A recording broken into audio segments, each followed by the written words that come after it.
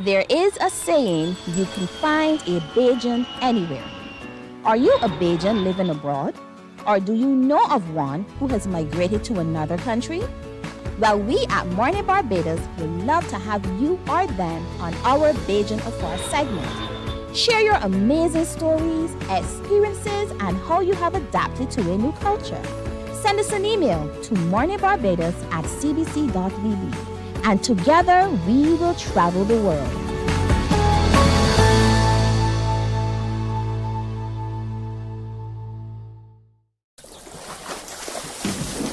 From the beautiful shores of the gem of the Caribbean, Barbados, home of the amazing Harrison's Cave, the tantalizing Oystins Bay Garden, our historic garrison, the indigenous road tennis, and the friendliest people in the world. We are 94.7 FM, the ultimate Bajan experience. My friend, you don't plan to get it? Oh, Barbados. Hey, I'm KB Clean. Join me 6 a.m. until 10 a.m. right here at 94.7, the best and ultimate Bajan experience. My show is called Bajan to the Bone. Don't miss it, Bajan to the Bone. Weekdays right here and only here on 94.7.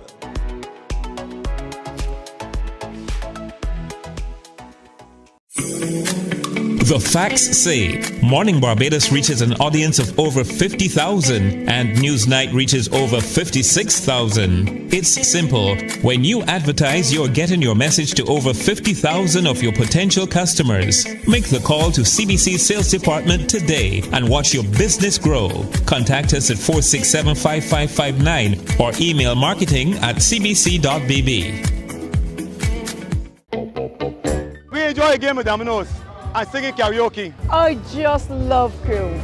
When you love me just a little bit longer. You get to relax and have a drink and listen to some nice music. It's something different. It's spectacular. It's fabulous. You know, it's a different feeling altogether. I never feel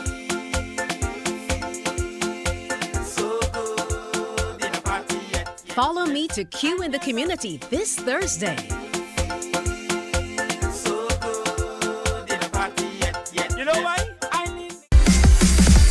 While you go about your business, we go about our business, and that is gathering the news. Stay up to date at CBC News Barbados on Facebook, Instagram, and Twitter. Get news update on radio throughout the day. And join us for the CBC News Night at 7 every night. CBC News team is on the job and bringing you the news. There is a saying, you can find a Bajan anywhere. Are you a Bajan living abroad? Or do you know of one who has migrated to another country? Well, we at Mornin Barbados would love to have you or them on our Bajan Affair segment. Share your amazing stories, experiences, and how you have adapted to a new culture. Send us an email to morninbarbados@cbc.vb, and together we will travel the world.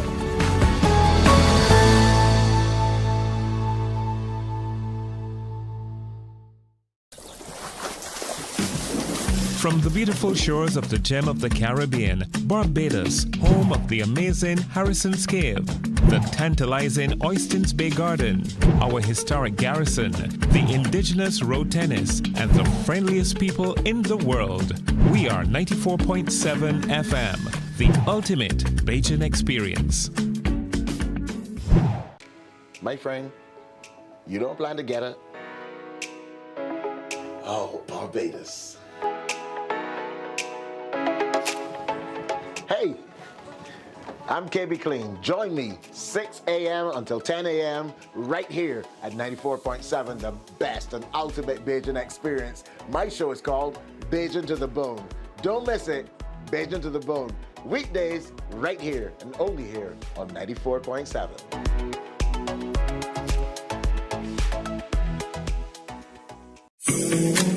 The facts say Morning Barbados reaches an audience of over 50,000 and Newsnight reaches over 56,000. It's simple. When you advertise, you're getting your message to over 50,000 of your potential customers. Make the call to CBC Sales Department today and watch your business grow. Contact us at 467-5559 or email marketing@cbc.bb. We enjoy a game of dominoes and singing karaoke. I just love crew. When you love me just a little bit longer. You get to relax and have a drink and listen to some nice music. It's something different. It's spectacular. It's fabulous. You know, it's a different feeling altogether. I never feel so good in a party yet. Follow me to Q in the Community this Thursday.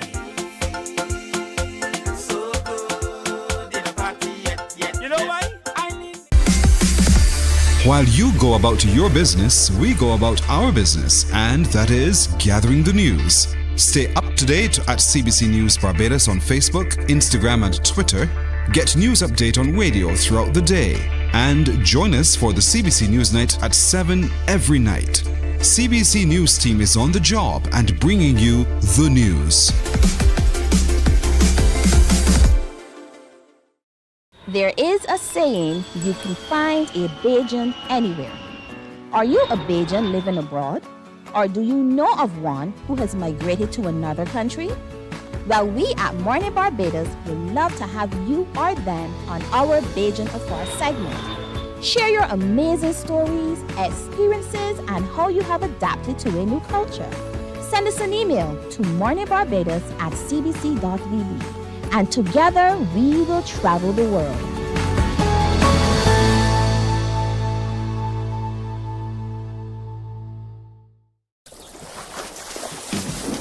From the beautiful shores of the gem of the Caribbean, Barbados, home of the amazing Harrison's Cave, the tantalizing Oystins Bay Garden, our historic garrison, the indigenous road tennis, and the friendliest people in the world.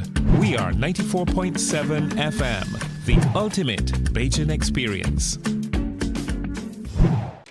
My friend, you don't plan to get it? Oh, Barbados.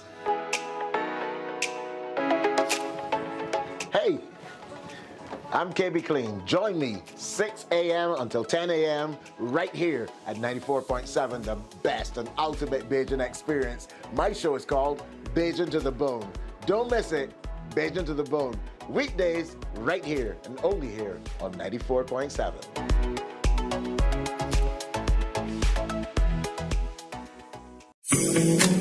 The facts say Morning Barbados reaches an audience of over 50,000 and Newsnight reaches over 56,000. It's simple. When you advertise, you're getting your message to over 50,000 of your potential customers. Make the call to CBC Sales Department today and watch your business grow. Contact us at 467-5559 or email marketing@cbc.bb.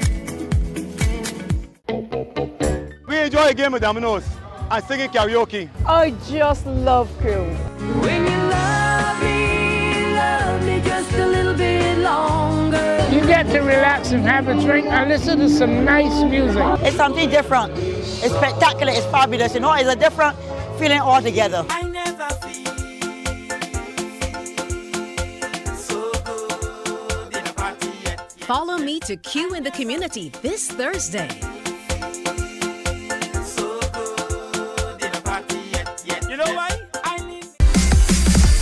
While you go about your business, we go about our business, and that is gathering the news. Stay up to date at CBC News Barbados on Facebook, Instagram, and Twitter. Get news update on radio throughout the day. And join us for the CBC News Night at 7 every night. CBC News team is on the job and bringing you the news.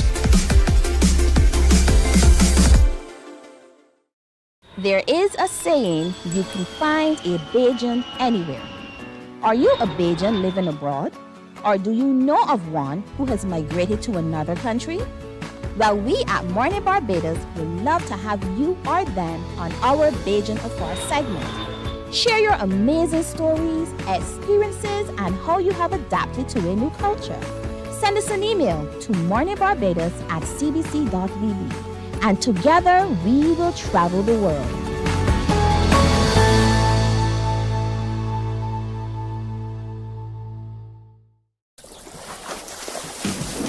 From the beautiful shores of the gem of the Caribbean, Barbados, home of the amazing Harrison's Cave, the tantalizing Oystins Bay Garden, our historic garrison, the indigenous road tennis, and the friendliest people in the world.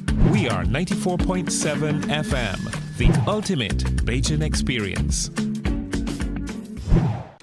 My friend, you don't plan to get it? Oh, Barbados.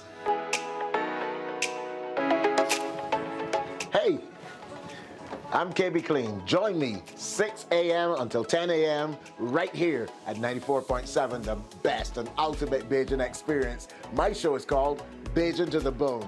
Don't miss it, Bajan to the Bone. Weekdays right here and only here on 94.7.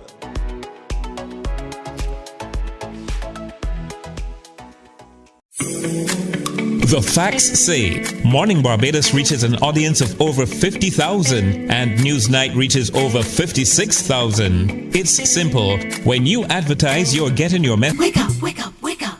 Barbados, get up. Good morning. Good morning, Barbados. Good morning. Good morning to you. Good morning. Morning, morning, morning.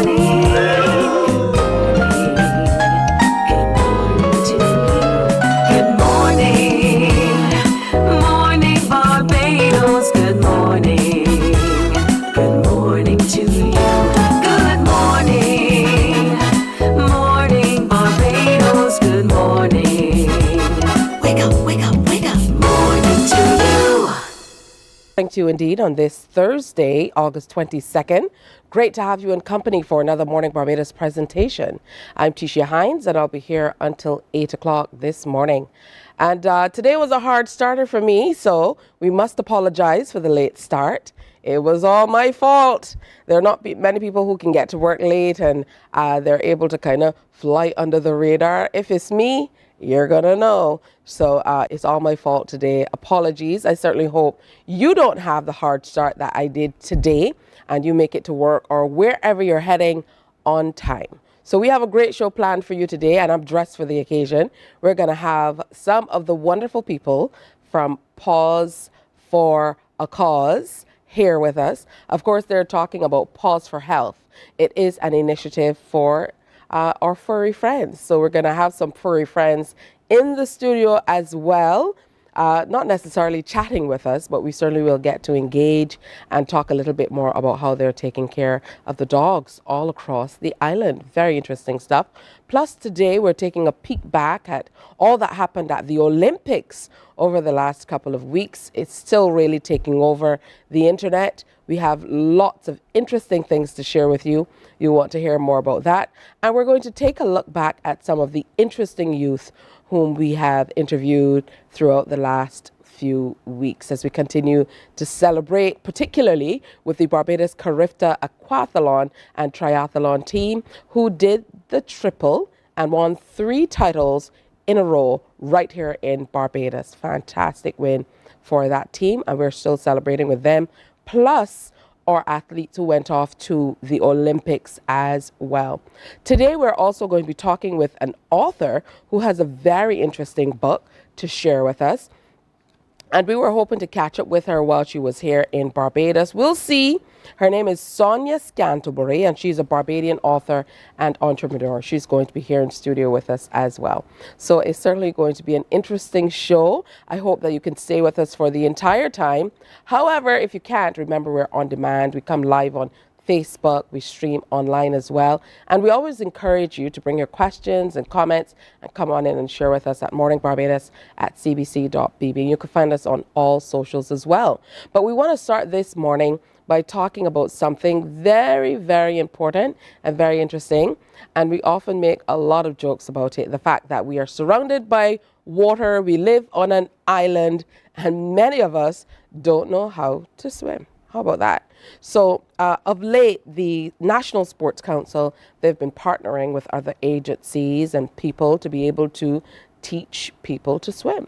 Usually it's the little ones. This time around, people a little older. So I'm dressed for the beach and ready, because joining me this morning is Tracy Leacock, who is Swim for Life coordinator, and she's with the National Sports Council, and Raw Eversley, who is second in command supervisor of lifeguards with the National Conservation Commission, the NCC. Good morning to both of you. Good morning. And welcome. Thank you. All right, let me start with you, Ms. Leacock. Talk to me a little bit about the Swim for Life program. Okay, this Swim for Life program was conceptualized just out of COVID, where persons were not moving, and we still had the social distancing, etc. So we would have had that program, not having camp. We wanted to still engage the children in some sort of activity to get them out. So Swim for Life was born out of that need. Also, like you mentioned, the sea, persons' fear of the sea, etc. So this program encompasses lots of those things. So now we are here with our third edition for the children. All right, good stuff. Now, for you, Mr. Eversley, as a second in command supervisor of lifeguards, you would have seen and engaged with people extensively throughout the years. So I know there are people who go to the beach every single day and who love that and who kind of swim on the shore. But have you seen that there are a lot of people who are still reluctant to learn to swim, or who can swim and who bathe in the sand? Well, as you quite rightly mentioned, over the years I've seen a lot of that. And I guess that it comes out of the traditional thing that a lot of people will refer to sea has no back door, which is true. Because the sea is an open water situation and not like a pool that is closed. So, yes, there's a lot of that going on, but what I must say, since the inception of the program, which is now called the Masters Swim Program, and not the elderly, because it has been expanded to include the 40 and up, right? And so, they're not elderly? No, I wouldn't consider them elderly. Yesterday was Senior Citizens Day, so who knows, might have been a good way to include the 40 plus people. Correct. Yeah, I'm told that the name had to be changed because of the public outcry in calling 40 plus people elders. Did you have a challenge with that? No. I had a challenge with that. I was like, what? I saw the flyer, but we get what it's all about. So what has the response been like, though, to the Masters program? Overwhelming.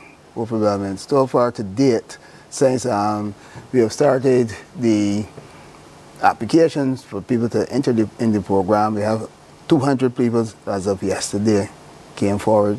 They want to do the program. 200 people have already signed up? Yes, 200 people already signed up. That is wonderful. Yes, ma'am. That is absolutely wonderful. Ms. Leacock, so you guys are concentrating more on the younger ones. Yes. What has the response been like on that end? The response is always a good one. Initially when we started, we had over 900 kids in the program.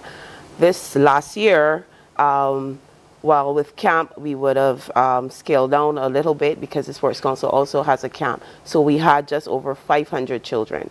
We are also targeting that number again this year. As of yesterday, we had over 200 children registered as well.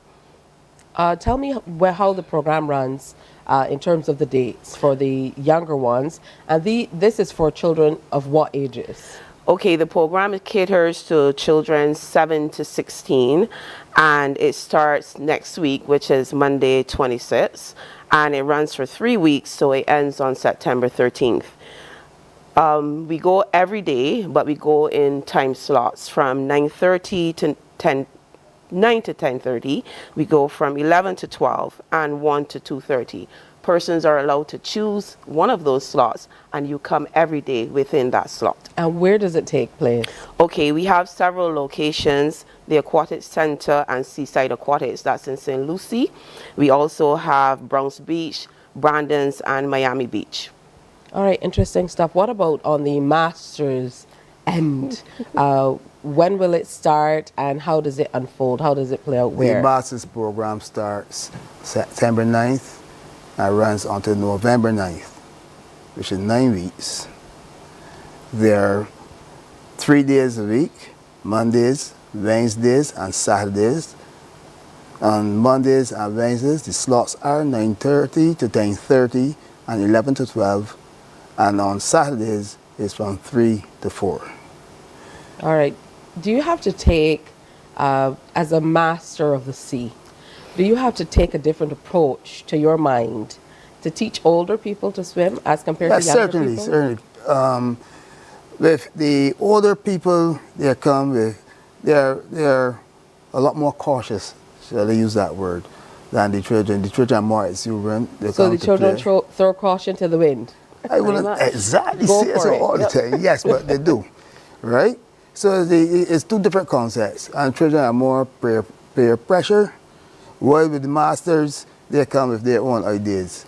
Okay. So, and you know, one of the challenges that you will have with the masters is that usually when you're dealing with people that are older than you, it's a ticklish thing to tell them what to do some things. Are you joking? So you have people who come to the beach to learn to swim, and you say, okay, lay back, and they're like, why would you tell me that? Are they? Some are very scared. Some are very scared. So that's more nervous than not telling them what to do. Yes. So that's reluctance. and not them necessarily thinking that you can't teach them how to swim. No, they are very confident. Okay. That we know what we are doing. Okay. But after like 40 years of not doing certain things, it's quite a challenge for some people to do these things. It's true. The wonderful thing, though, Miss Leacock, is that there are some children who can swim already, but they might not be as comfortable with, and it can be the same with the masters, they might not be as comfortable with the water. So tell me about the structure of the swimming. Is it a basic learn to swim, or are you kind of delving more into technique and stuff like that? Basically, it is learn to swim. We want to expose as many children to swimming as possible, so it is a learn to swim. By the time the program is finished, most of the children, I would say at least 90% of the children, can comfortably swim and hold their own. So then if there was an initial fear, most children are comfortable in the water and they can then move on to start any techniques if they want to expand and just do, go on to clubs and such, like if they want to have anything a little more competitive than that. How do we sign up? Okay, you can physically sign up by going to the National Sports Council. There are forms available there.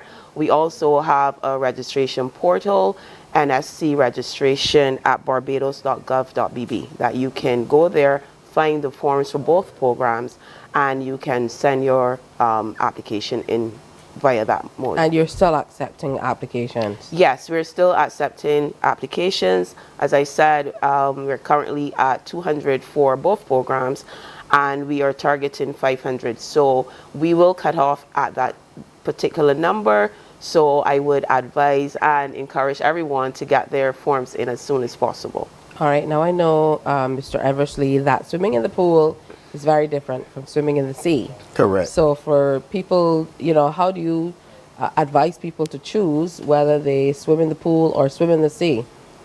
Well, Barbados is surrounded by water. And the sea is accessible to every person here, more so than the pool.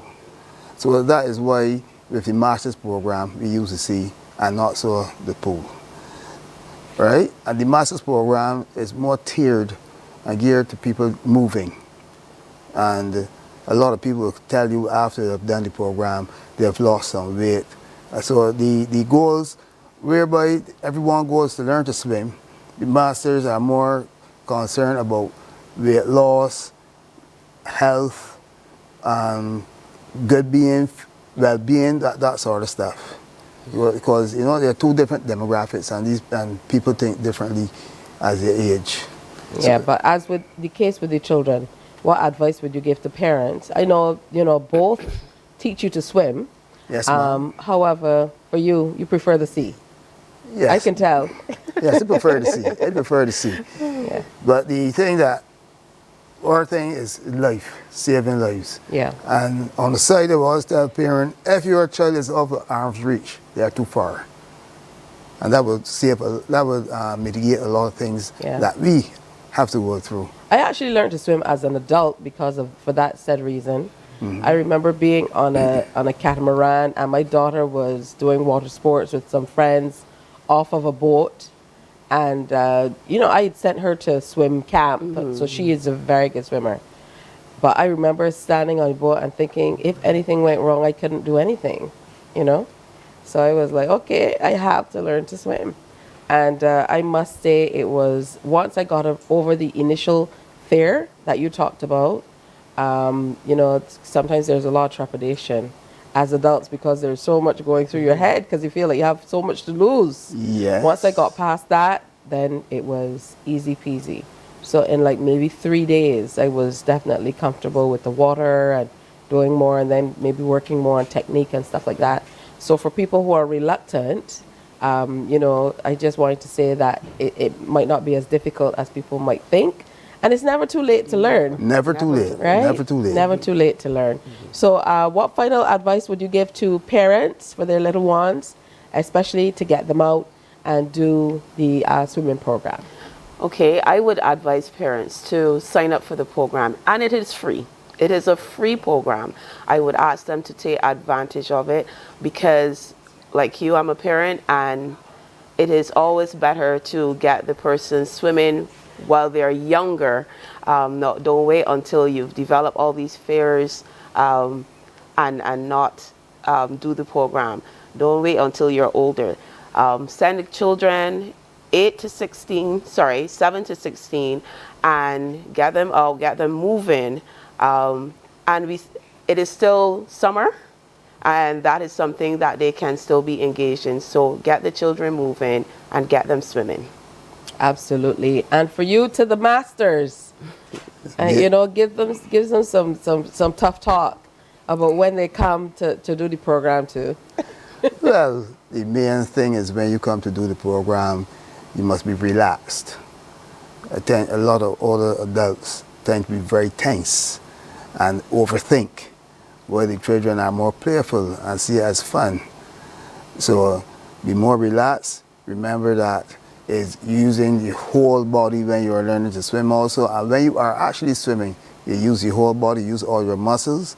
So that's a good thing for the older people.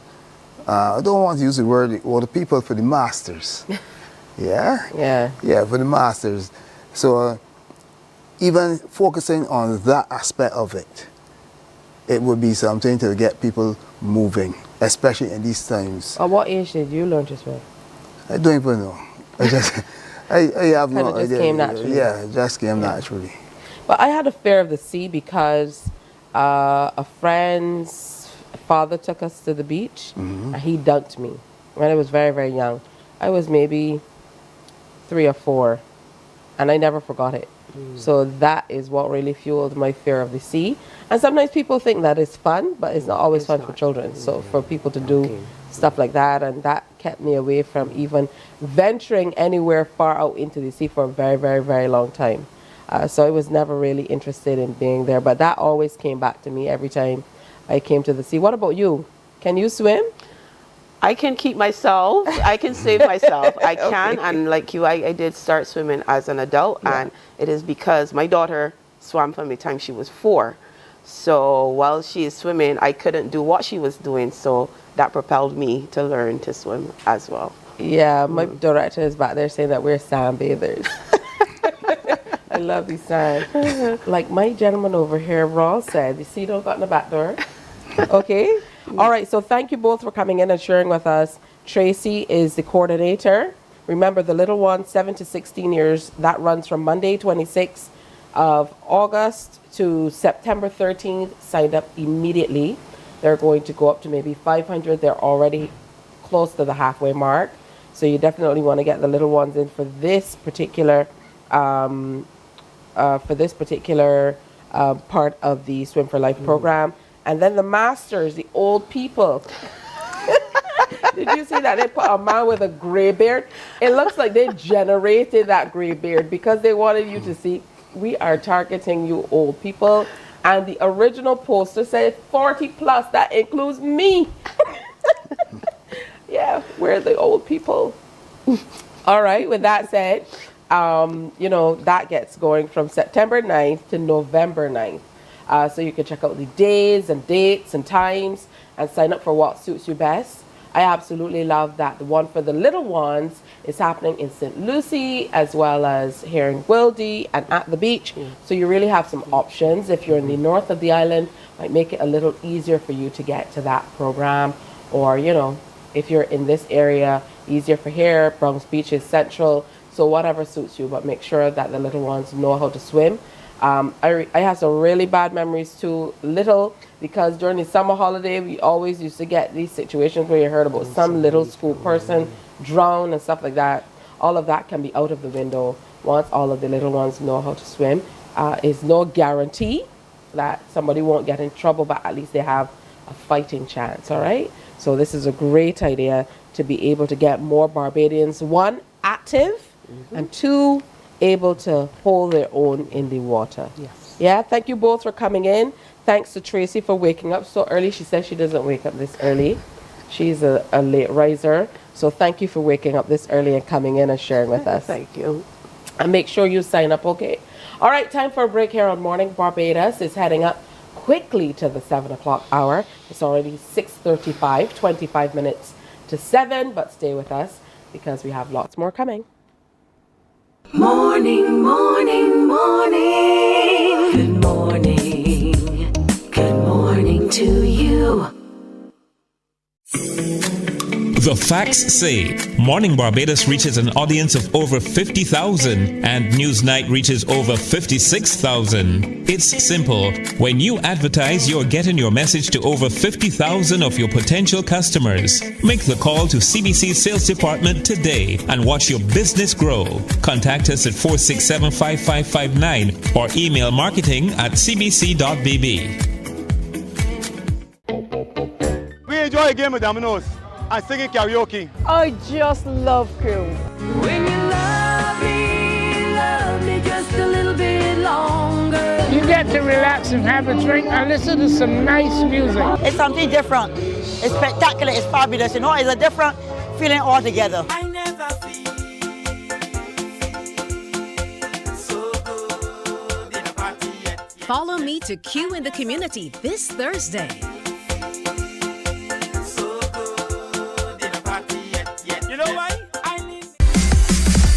While you go about your business, we go about our business, and that is gathering the news. Stay up to date at CBC News Barbados on Facebook, Instagram, and Twitter. Get news update on radio throughout the day. And join us for the CBC News Night at 7 every night. CBC News team is on the job and bringing you the news. There is a saying, you can find a Bajan anywhere. Are you a Bajan living abroad? Or do you know of one who has migrated to another country? Well, we at Mornin Barbados would love to have you or them on our Bajan Afar segment. Share your amazing stories, experiences, and how you have adapted to a new culture. Send us an email to morninbarbados@cbc.bb. And together we will travel the world.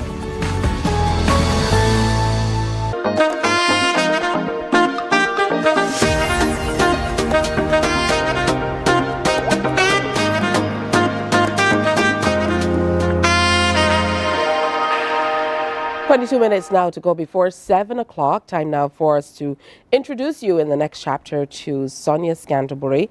And she's an author and entrepreneur. She joins us today to talk about her first book. It's titled Fight, A Journey to Becoming New. Good morning to you. Good morning. What a provocative title. Yes, please. Yeah, but it definitely kind of embodies, I suppose, what the book is about. So let's explore that.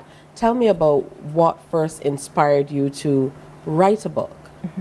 Well, basically, I would have gone through some situations in my life that were uncomfortable, some that felt enduring, and coming out of that, I wanted to reflect, not from a place of like wishing that it never happened, but thanking God that it did. and utilizing that to help others who would have gone through the same experience that I would have gone through. I would have met persons over the years that would have struggled with things like anxiety and such, which I have experienced. And I always wanted to be that source of hope that you don't have to live your life, you know, succumbing to what would have been going through your life that would have, you know, caused these uncomfortable emotions. And I wanted to basically be a beacon of hope that you can live, you can truly live. All right, now you mentioned that these situations that you were in felt enduring. Explain a little more for me. Well, when I was at college, I would have really started to experience stress like I've never experienced it before. And I was actually like a few months away from finishing my bachelor's degree, and I was about to just call it quits. Like I was graduating in May, or well, leaving BCC in May, and in February I was about to give up. And I was like so stressed, so overwhelmed emotionally, and I really started to experience anxiety. And I would say that that was when like I really felt like, wow, like this is so much, this is too much for me to handle. And it was so severe that, you know, like I found that it wasn't something that I would experience from time to time. It was a daily something that I would go through. I would wake up anxious, I would go to sleep anxious, I would go to work anxious. It was just so like so much, it felt like it was a part of me. Do you felt that this was something that was brought on by situations, or was it maybe propelled by what was happening with you studying and stuff like that? I believe that studying triggered it. I believe that studying and everything else that I would have been going through over time would have just brought me to a place where it was like so suppressed that now it was like I was a raging volcano. And everything was just about to come up. And as much as I could have felt the coming up of everything, you know, I was like, okay, Sonia, just gotta hold it together. But I found that trying to restrict it was actually making it more intense. So what was the turning point for you?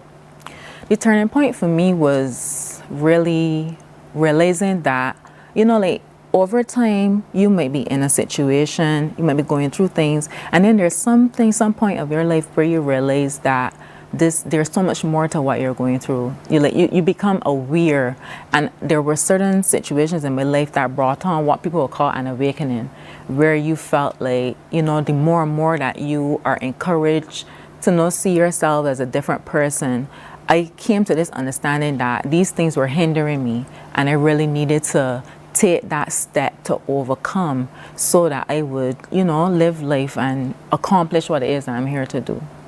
Now, you mentioned that it took you 4 years to complete the book. What was the process like from beginning to end?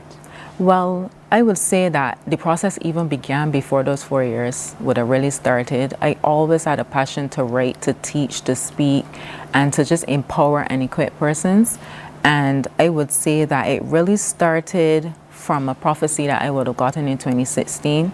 I would have just joined the spiritual community I'm a part of, and I would have received a prophecy about being a publisher and being a writer and an author. And I was like, okay, it's not foreign because I already have an interest there. And I would say that that was one of the moments that really triggered me to really like take stock of what was happening to me, because God wanted to use it for something so much greater than me just going through this thing. And that whole process was really a journey of healing for me. I realized that writing the book was not necessarily getting the story out on the pages, but it was actually me going through a transformation and going through a healing that I could only experience by writing the book. I remember God specifically saying to me that it was as I write, I would heal. And before that, I was trying so many different things to experience healing emotionally, experience healing physically. But I would say that definitely those years of writing and processing, you know, journaling and reflecting, like it did so much purging and cleansing of what I was going through and helped me to see it from a different perspective as well. Speaking of perspective, you classify what came to you as a prophecy. So what drove you to classify it in that way? What was it defined by the way you experienced it?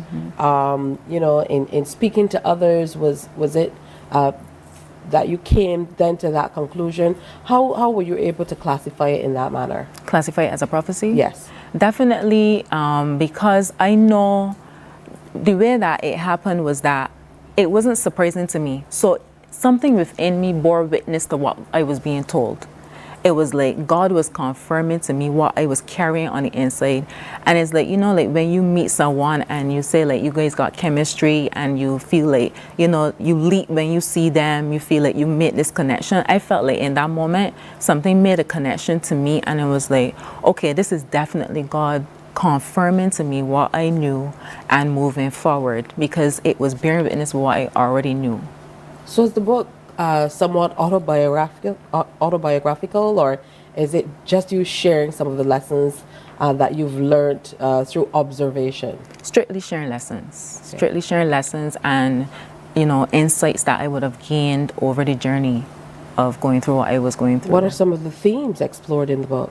Definitely I have explored themes such as hope, salvation, healing, transformation. The whole book is a journey of transformation and healing and becoming, like the caterpillar that goes from caterpillar to butterfly. So it definitely looks at that metamorphosis that you go through, not only physically, but also mentally and emotionally as well. What do you want people to walk away from your book thinking or feeling? I definitely want persons to firstly see me as a beacon of hope, see me as a living example that you can soar and overcome above anxiety, illness, depression, shame, guilt, fear, and that you can go forward and do what it is that you have in your heart to do and accomplish, and that you can become someone so much greater than you think, no longer being limited by how you feel, no longer being limited by your home environment, your community where you grow up, that you can define what it is that you want to accomplish and define who you are and press forward to do that despite of whatever you might be facing. It's all about shifting your perspective on the adversity and the discomforting situations that you are experiencing, because life is hard, life is difficult, but you don't have to live beneath your greatest potential because of what it is that you face. You can press beyond that. And I realized that in this whole message is not so much about what you accomplish, but who you become. Because that accomplishment, when we leave this earth, people remember us, yes, for what we did, but they remember us mostly for who we are, and they miss our presence. So I want persons to know that you can have a presence in this world that is so magnetic, so influential, and you can use the story, the journey of your setbacks, the journey of your hindrances and your struggles as the reason for being, the purpose behind everything that you do. Now, I know that you mentioned that writing the book was somewhat therapeutic for you, but as is the case with life, there are always ups and downs. So have there been any instances where you have had to go back to your own words? Definitely, like all the time. I actually sometimes read the book going to sleep, because sometimes I have to go back to what I wrote. Sometimes I feel like when I pick up the book, like I didn't even write this. Like I always look at it and I feel like it's something yet to be discovered in this book that I can learn and glean from the story that's in this book. And I do go back sometimes if I'm going through something, I remember that I wrote about it, and I go back to see how I would have expressed it and use it as a guide. Talk to me a little bit about the publishing part of it, because it's one thing to write a book and to have an idea that you want to get published. Things have changed lately. So how were you able to get the book physically published? Well, I went about the self-publishing route.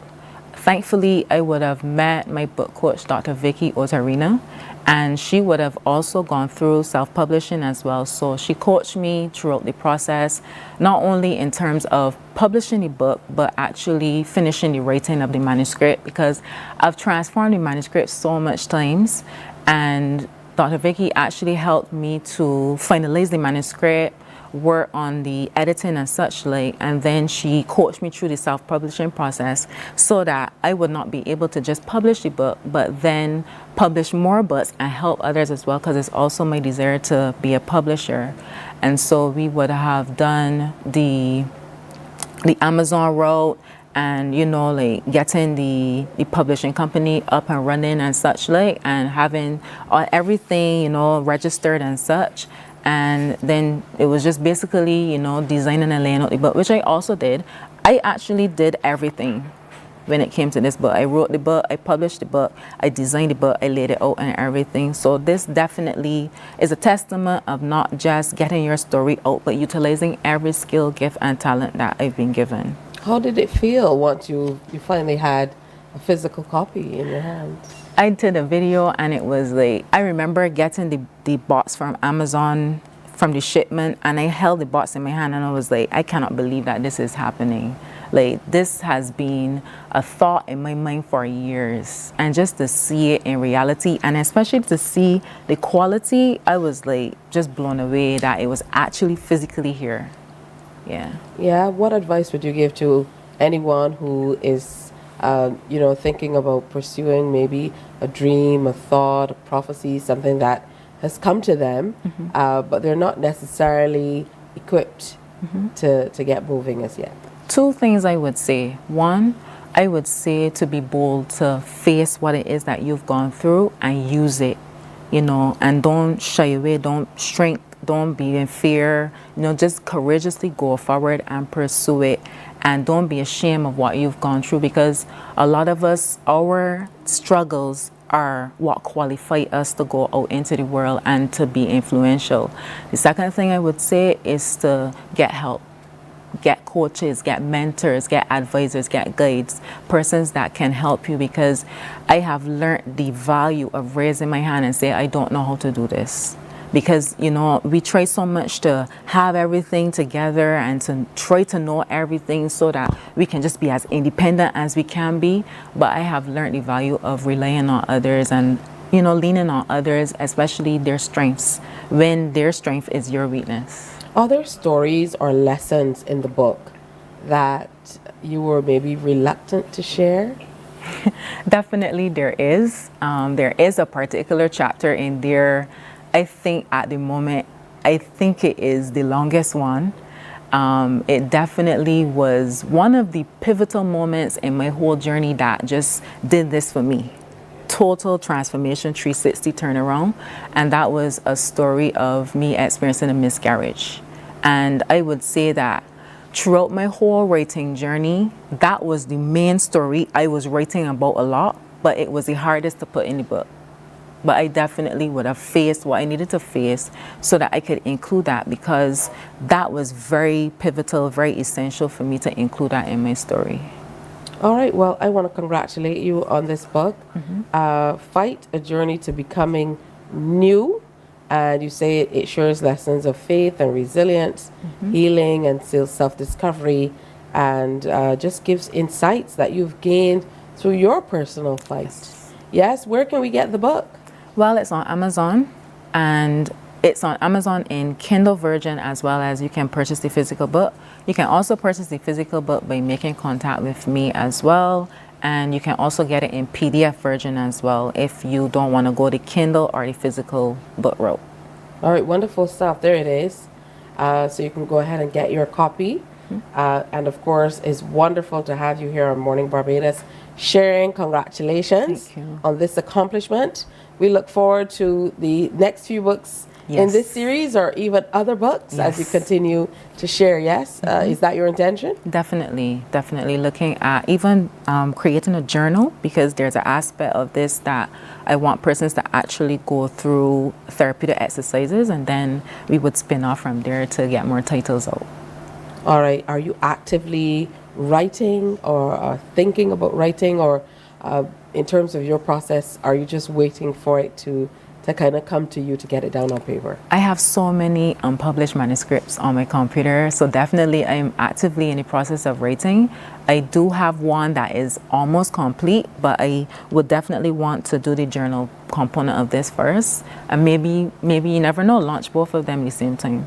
And that kind of answers what was my next question, because I know for some people, certainly writers, they prefer to sit and physically write. Others have to sit at their computers. So it's interesting what the process is for for others, but you sit and write at your computer. Yeah? All right, good stuff. I want to thank you for sharing with us. Again, you can find it online, or if you want your physical copy, you can grab it here. Yeah. Yes, so make sure you get it and take a read. She says her goal is to encourage others to embrace their struggles as stepping stones toward personal growth and transformation, much like a caterpillar's journey to becoming a butterfly. All right, Sonia M. Scanterbury sharing all of her process of making this amazing looking book. Yes. Yeah, pulled together all by herself. All right, tell you what, we have lots happening today, and we look forward to having some animals coming in and sharing with us. We, of course, have been sharing a lot about our exceptional youth, and today is no different.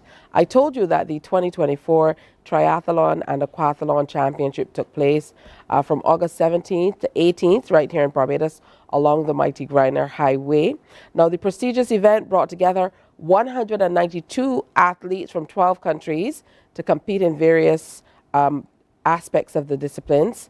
And Team Barbados, with a strong 35-member squad that included 22 athletes with previous Carifta experience, won for their third consecutive overall championship on home soil. We had them on the show earlier this week. That was on Tuesday. They were here. And we are still celebrating their win, like I told you. So we have some highlights of the championships that we would love to share with you if you missed it.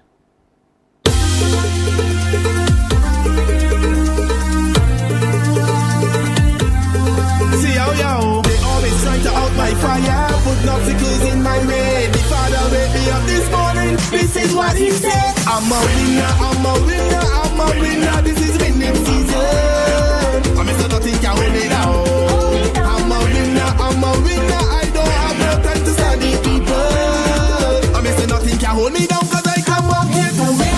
All them bad mind, all them haters, move on me from me, go behind. Now why would you get out my way? All them bad mind, all them haters, move on me from me, go behind. Hey, don't trust what they say, cause they don't want me rise, while I try to survive just to get ahead in life. Whoa, but I decide I will look to the sky and put my hands them high and wave the devil goodbye, cause I'm a winner. Who's a winner? We are winners, this is winning season. I may say nothing can hold me down. I'm a winner, I'm a winner, I don't have no time to study people. I may say nothing can hold me down, cause I come out here to win. All them bad mind, all them haters, move on me front, me go behind. Now why would you get out my way? All them bad mind, all them haters, move on me front, me go behind. Now why would you get out my way? Well, I in the threat and I jamming hard. Don't come in no small talk. I want you just get out my way. We walk on the road, you stay on the sidewalk. I don't want no small talk, cause you see this year I'm a winner. You're a winner, we are winners, this is winning season. I may say nothing can hold me down. I'm a winner, I'm a winner, I don't have no time to study people. I may say nothing can hold me down, cause I come out here to win. All them bad mind, all them haters, move on me front, me go behind. Now why would you get out my way? All them bad mind, all them haters, move on me front, me go behind. Now why would you get out my way? All them bad mind. Hey, they always try to out my fire, put obstacles in my way. The Father wake me up this morning, this is what he said. I'm a winner, I'm a winner, I'm a winner, this is winning season. I'm Mr. Nothing can hold me down. I'm a winner, I'm a winner, I don't have no time to study people. I'm Mr. Nothing can hold me down, cause I come up here to win. All them bad mind, all them haters, move on me front, me go behind. Now why would you get out my way?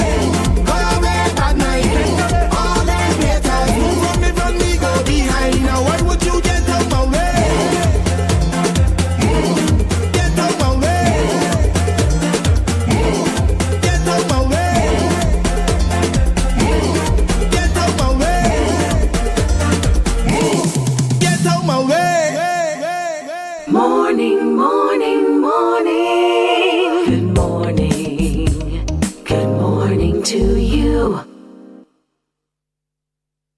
There is a saying, you can find a Bajan anywhere. Are you a Bajan living abroad? Or do you know of one who has migrated to another country? Well, we at Mornin Barbados would love to have you or them on our Bajan Afar segment. Share your amazing stories, experiences, and how you have adapted to a new culture. Send us an email to morninbarbados@cbc.vb, and together we will travel the world.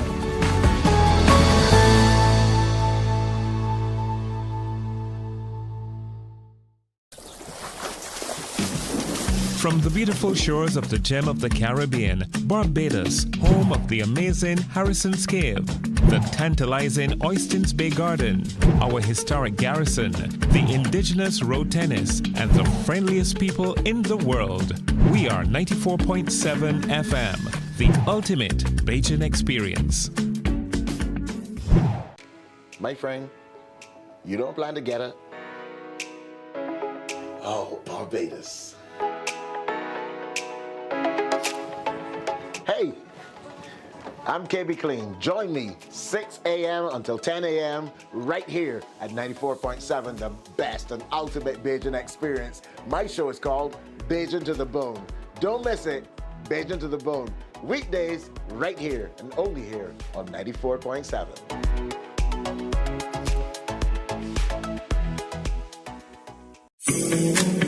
The facts say Morning Barbados reaches an audience of over 50,000 and Newsnight reaches over 56,000. It's simple. When you advertise, you're getting your message to over 50,000 of your potential customers. Make the call to CBC Sales Department today and watch your business grow. Contact us at 467-5559 or email marketing@cbc.bb. We enjoy a game of dominoes and singing karaoke. I just love crew.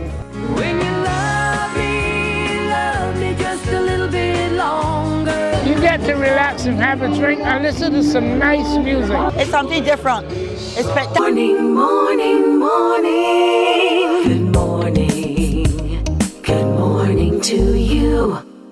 It's Thursday, August 22nd. Time for an update of the news here on Morning Barbados. Major changes are coming to the Barbados Police Service's response to vehicular accidents. From mid-September, minor accidents will not get the attention of lawmen. Our Anesta Henry has more details. As of September 15th, police will only be responding to and investigating serious road accidents and fatalities. The new arrangement is being endorsed by insurance companies, which have agreed that their response officers will report to fender benders and accidents resulting in non-injury and slight injuries. Details of this new approach have been outlined in the recently developed road traffic investigation policy. Addressing a press conference, Attorney General Dear Marshall says he is throwing his full support behind the initiative, which the police have decided to embark on in an effort to efficiently utilize limited police resources. He says this is necessary so officers can spend additional time attending to more serious offenses instead of 70,000 man-hours on average annually dealing with road accidents. It represents a complete transformation from what we're accustomed to. But it is a transformation that I think is in the best interest of the society. If we have police officers standing, dealing with a fender bender, and we all see them, a bumper get a little dent, traffic blocker, people standing up waiting for the police to come. And then people who have more serious issues want to know, well, why the police take so long to get here? And to ensure the standard of investigations into vehicular accidents remains at a certain level, the service has provided special training for response officers from the insurance companies. Police Commissioner Richard Boyce says the service is prepared to walk with members of the public through the process. Yes, it will be an educational period for members of the public and also for the police. But the main thing is to understand the reason and the purpose for why we are doing it and what we're hoping to achieve. President of the General Insurance Association of Barbados, Randy Graham, says the insurance sector applauds the Commissioner of Police for making such a difficult decision. 7,000 accidents a year. The insurance companies pay out between $85 and $90 million to clients for vehicular accidents every year. 90% of those accidents do not require a police report. Police Public Relations Officer, Acting Inspector Rodney Innes, is making it clear there will be circumstances when police will be required to respond to accident scenes. If there's a breach of the peace at the scene, if the drivers do not do as what is required by the law, exchange their information, if you have persons who are maybe under the influence or misbehaving themselves and there's a need for the police to respond, they will. If the scene is blocked because, let's say, it's an overturned vehicle or a spill of grits or something like that, police will only respond to deal with the obstruction at that scene. Police investigate an average of 7,500 accidents each year, 71% of which are damage-only accidents. Approximately 4% of accidents involve serious injuries and 0.1 are fatalities. Anesta Henry, CBC News. Thank you, Anesta. Government senators have signaled their approval for the Criminal Justice Plea Negotiations Agreement Bill. The legislation was introduced in a bid to increase the speed at which criminal cases move through the justice system. Minister in the Ministry of Economic Affairs and Investment, Senator Chad Blackman, in leading off debate in the upper house, says the justice system must be more efficient. He further says such legislation is not only being adopted by Barbados.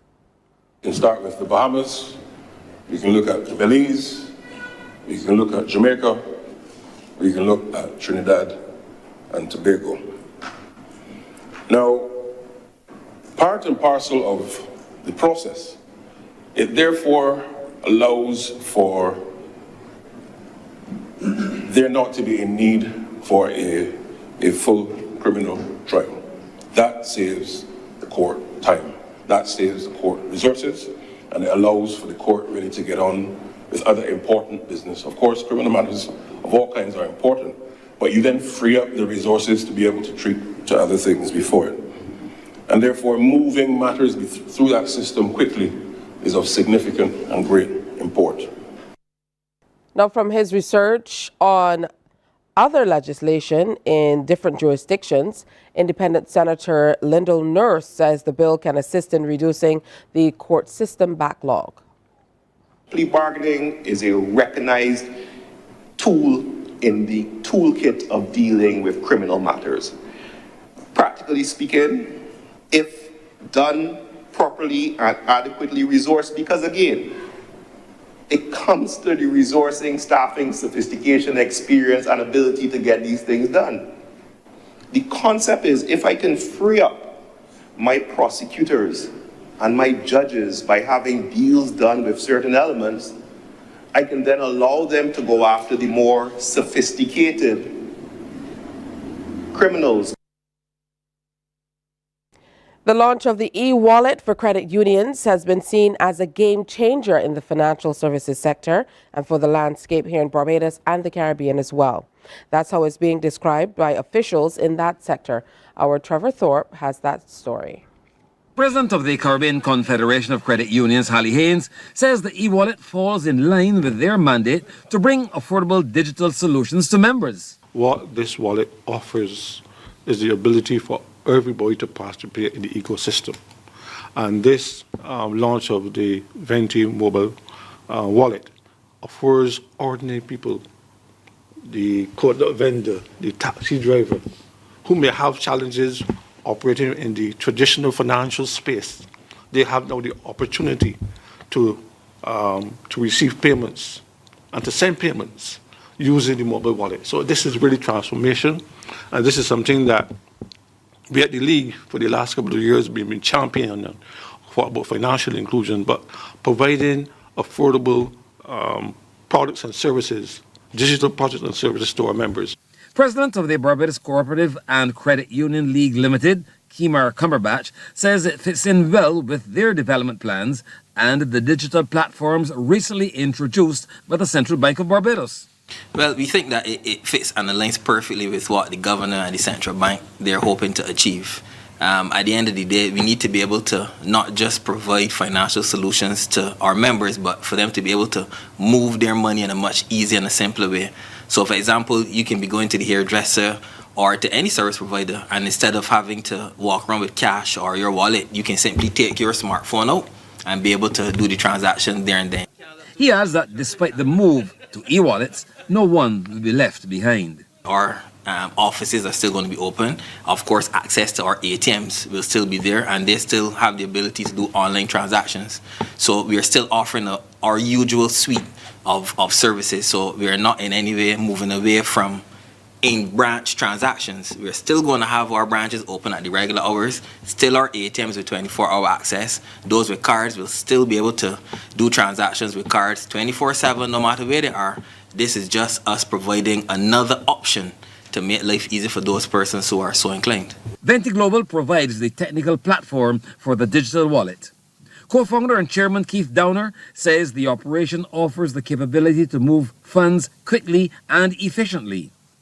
The e-wallet will become fully operational by the beginning of September. Trevor Thorpe for the Business Report. Truly transformational. Now in sports, as the men in maroon gear up for their first T20 international against the touring South Africans, coach Darren Sammy says his eyes are also on the next ICC World Cup. CBC's Mark Seal reports. With the upcoming first T20, Windies versus South Africa beginning on, Coach Darren Sammy says this matchup will be exactly what the team needs in order to make their comeback since bowing out at the quarterfinal stage of the ICC Men's T20 World Cup back in June. As disappointing as it was coming out of being knocked out of the World Cup, but understanding what we had accomplished as a team during the last 12 to 14 months. It's a continuation of that and fine-tuning ourselves. His aim is to make the team a championship team by changing how some things are currently being done. We need to find ways to continuously evolve and improve. I've just, when I review, I spoke to the director, I want to become a championship winning team. Right now, we are a series winning team. We play one team over a 3 or 5 game period, and we know what to do. But I want this team to become a championship winning team where you could find and play a different opposition in a tournament and be able to come up with the goods every single game. So that's where the focus of this team moving into another World Cup preparing year. That's what we focus on. For Coach Sammy, winning alone isn't going to satisfy him, as he is more focused on putting a game plan in place, not just for this team, but for future teams. We'll have small victories. Obviously, winning the series is the optimum goal that we have. But just based on the preparation and like I said, we focusing. There are areas that we have identified as a coaching or tactical group that we need to improve on in order for us to win tournaments, and we want to start that right in that series. Mark Seal, CBC Sports. In more cricket news, Zachary Carter took 3 wickets to pull Barbados back into a dominant position after Guyana after day 1 of the 3rd round in the 2024 West Indies Rising Stars Men Under-17 2-day championship yesterday. Playing at Gilbert Park in Trinidad, Carter so far has 3 for 20 as the young Guyanese will resume their innings on 49 for 5. Chasing Barbados 189.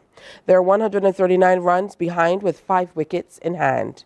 Earlier, after being sent into bat, the young Bajans were bowled out for 188. Kevin Newton top scored with 37. And that's news at this time. Remember, Newsday comes your way at midday here on TV8. Also, tune in to our sister stations, Q100.7 FM, 98.1 The One, and 94.7 FM for an update of news at 1 p.m., the world at 1 during that time.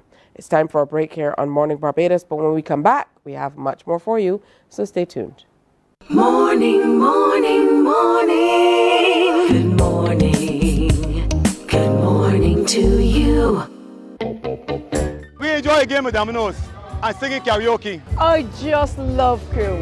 When you love me just a little bit longer. You get to relax and have a drink and listen to some nice music. It's something different. It's spectacular. It's fabulous. It's a different feeling altogether. I never feel so good in a party yet. Follow me to Q in the Community this Thursday. You know why? While you go about your business, we go about our business, and that is gathering the news. Stay up to date at CBC News Barbados on Facebook, Instagram, and Twitter. Get news update on radio throughout the day. And join us for the CBC News Night at 7 every night. CBC News team is on the job and bringing you the news. There is a saying, you can find a Bajan anywhere. Are you a Bajan living abroad?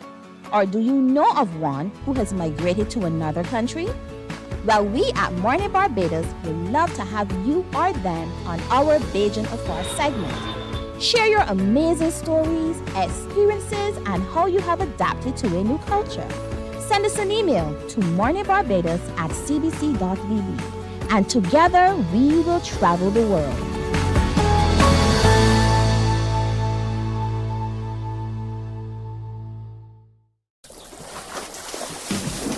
From the beautiful shores of the gem of the Caribbean, Barbados, home of the amazing Harrison's Cave, the tantalizing Oystins Bay. Morning, morning. Good morning. Good morning to you. Welcome back to Morning Barbados. It's already 7:16. The time is going by so quickly today.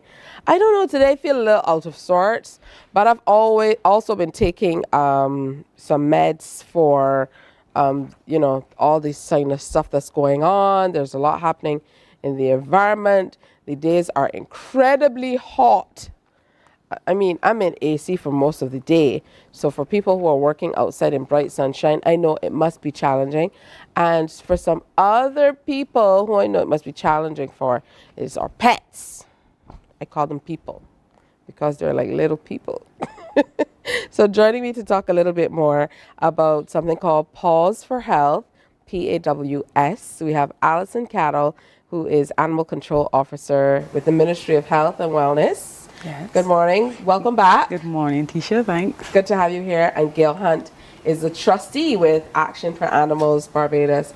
Good morning to you, Gail. Good Welcome. morning. Good morning, Barbados. And also joining us is Luna.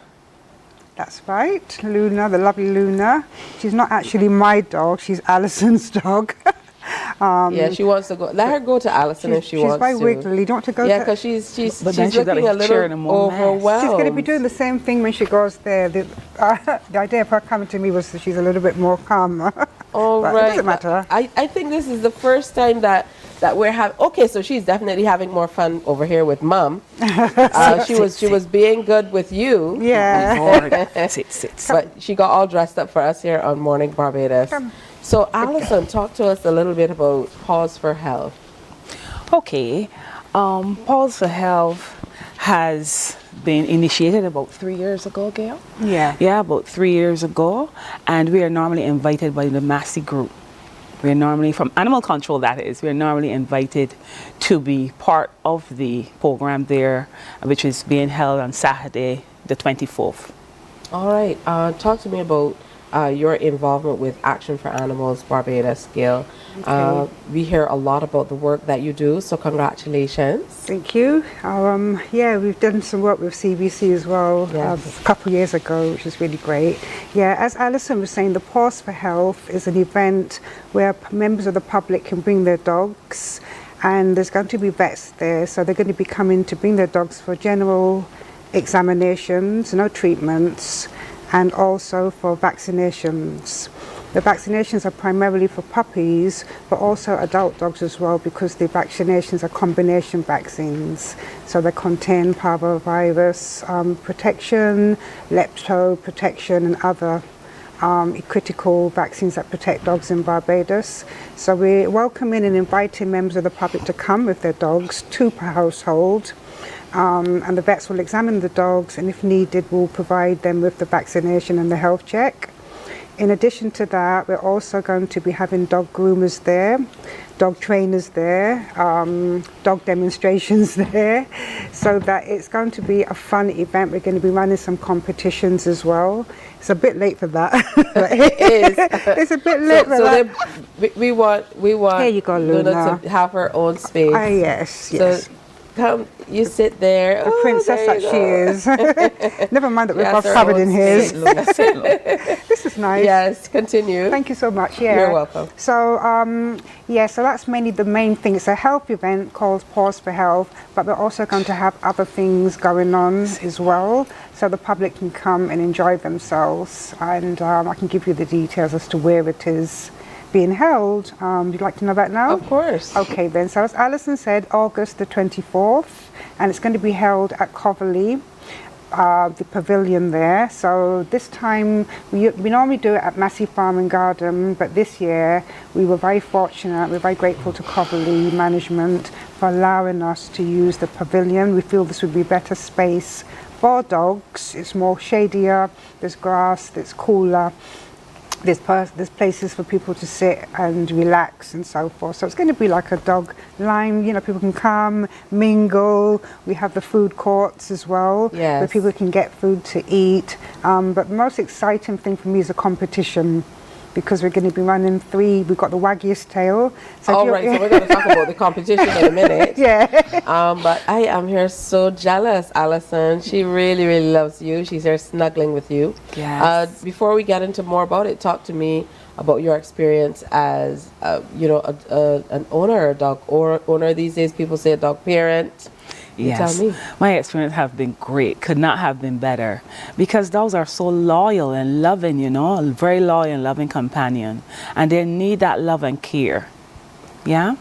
All right. So how did you get Luna? How long has she been with you? Luna has been with me for about 2 years. She came from the center. I adopted her from the SED Center, Animal Control Center, Lazaretta, Black Rock, St. Michael. All right. So how can people go about maybe adopting some of the pets, some of the dogs from the center there? Yeah, just come into the center between Monday and Friday, 8:30 a.m. to 3:30 p.m. and choose that dog. It's ideal if you can come at your premises prior to getting the dog, and to have an inspection to ensure that the premises are adequate to have this dog.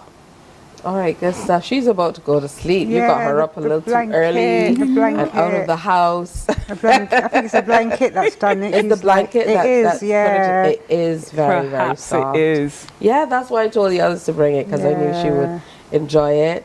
And Luna reminds me of a little puppy that we had when I was little. My sister's dog, his name was Rudy Boyne. Rudy Boyne. Yeah. At that time, she had a boyfriend with the last name Boyne, and he gave her the dog, so she gave the dog his last name. That's correct. Very nice. Crazy stuff. Good morning, Cynthia.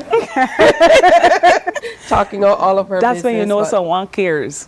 You give it the last name, Yep. So I know what it is, and I know how much joy pets and dogs can bring to families as well. I hope my daughter is not watching. She's going to use my words against me. So before we delve into more about the actual competition and all that's coming up, tell me more about what you do at the Lazaretto in terms of taking care of the animals. We still see too many dogs all across the island, either mistreated or, kind of just wandering, dead on the highways, which is what we don't want to see. Exactly. Well, we do a plethora of duties. We license dogs and kennels and renew, because we're the loan database for that. Also, what happens at the center is sorry about that. She's busy talking to Luna. Busy talking to Right. Luna. So we collect stray dogs. We have to set a trap to collect stray dogs, but we also have dogs surrendered, and there's scheduled collections, whereby if you don't want a dog for whatever the reasons, and the reasons could be multifaceted, from you don't want it anymore because you're moving, you can't take care of it because you've lose your job, or you no longer want this particular type of dog. So that's why it's important to know your personality and have a dog that suits your personality. Yeah. All right, good stuff. So you said that once you get there, there's going to be a competition for the dogs. Tell us more about that. Well, we wanted it to be a really fun event. The event is also in partnership with Massey Farm and Garden, and it's sponsored by NextGuard. And when you have such a wonderful company sponsoring your event, you really want to make sure that the public, enjoy themselves. So we thought the competitions would be a nice add. So we've got the Waggis Tail, we've got Seek and Find, and we've got Sit and Stay. And the winners will receive a certificate. You are the winner, congratulations certificate. And they'll also win a prize as well. We've got some nice prizes. So these are for non-professionals, so dog trainers that are coming with your dogs. You're not eligible. It's just for, people who have their pets. And it's fun. Everything is going to be in a jokey way, so I'm not expecting dogs to be perfectly sitting and staying. But yeah, it's going to be a good laugh. And we're going to have some treats as well, some dog treats, and the dogs will get pampered with the dog grooming as well. So, maybe a dog may never have been groomed, so that's an opportunity because the groomers are very experienced and they're used to nervous dogs that have never been groomed, just to get a little bit of pampering. We'll also have the charities there, so we're going to have Be Their Voice there, Ocean Acres, Canine Friends, and they're going to have some rescue dogs too, but they're also going to be talking about the work that they're doing. They're going to be promoting spaying and neutering, which Alison knows all too well, the need for that in Barbados. We're seeing more and more dogs being dumped, and oftentimes it's because of the fact that people are not spaying their dogs. So as a result, they may have one litter of puppies and that's fine, but then it happens again, they can't find homes for them, and then the dogs just start to run loose and they mate with other dogs, it becomes a problem. So we're going to be really talking about the spaying and neutering as well. Good stuff. Alison, tell us more about the process. Well, the spaying and neutering would definitely help to reduce the unwanted puppies and dogs on the island. Because ultimately what happens, people want dogs because they're cute and fluffy at baby stage.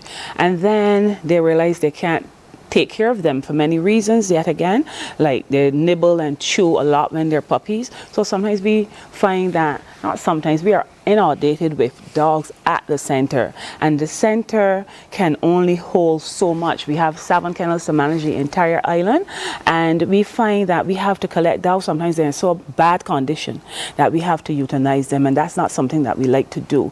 So we're just encouraging the public, if they have dogs they no longer want for whatever reasons, it's best to call the Animal Control Center at 536-3160 to 64, or come to us at the event and just give us the information, because we're going to be accepting complaints and so on as well, to facilitate the public, because we know some persons don't have the number. Some persons perhaps don't even know that we exist. And we are a department of the Ministry of Health and Wellness. Animal Control Center is located near the Usain Bolt Stadium, as well as the Archives Department. So 536-3160 to 64, and that's the Animal Control Center. All right, good stuff. I have to say a special good morning to my niece, little Mackenzie, who is watching, and I know Mackenzie loves pets as well.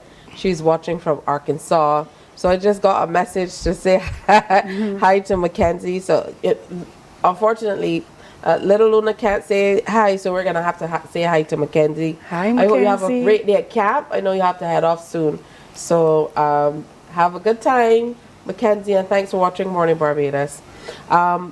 People want to know if you're going to bring some of the rescue animals on the occasion, so that people can see them and maybe have an opportunity to adopt. There may not be ideal place to bring them, but perhaps we'll just bring 1 or 2, because Luna is one of the mascots that was rescued from there. So that's why Luna is normally everywhere we go. Yeah. But it may not be possible because we're not sure of the temperaments given their strays or dogs surrendered. Yeah. So we wouldn't have that time to bond with them to understand their behaviors. So it might not be best fit to bring them at the occasion. Yeah, animal control will, that's as Alison said, but Oceanicos and Be The Voice will be bringing 2 rescues each.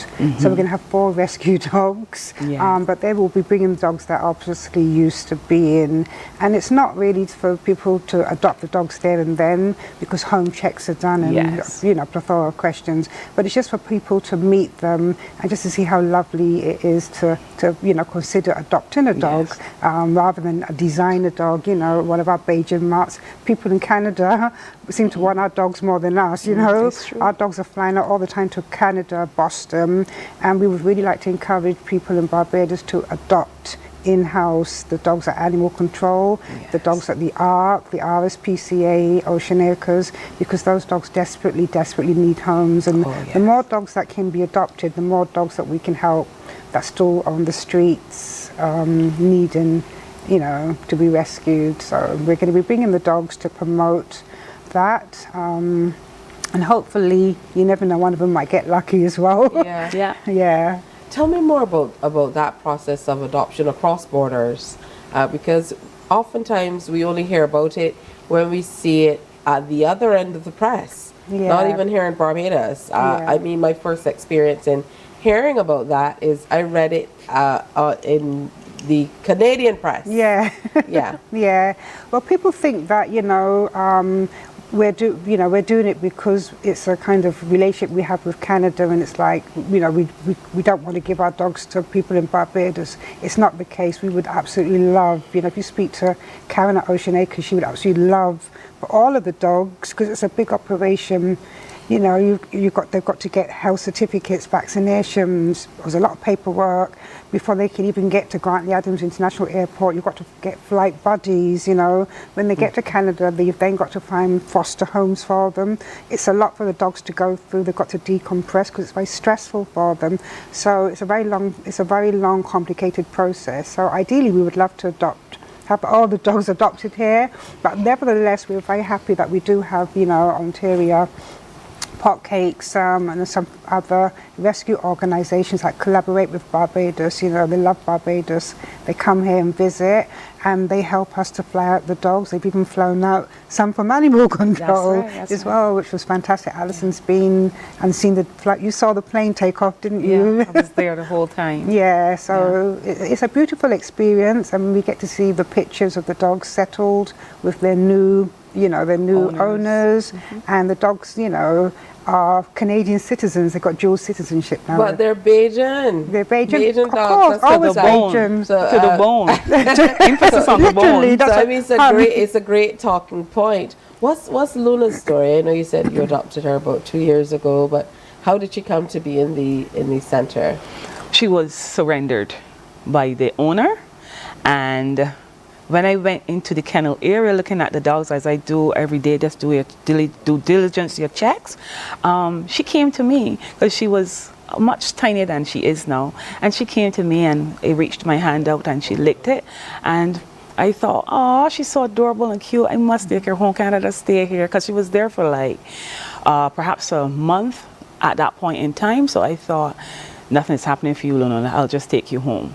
And by that time, I've already had 2 others. Wow. Yes. I don't know, you know, there's some level of discrimination happening here today. I might have to make a complaint for Peter, who's working here on the floor.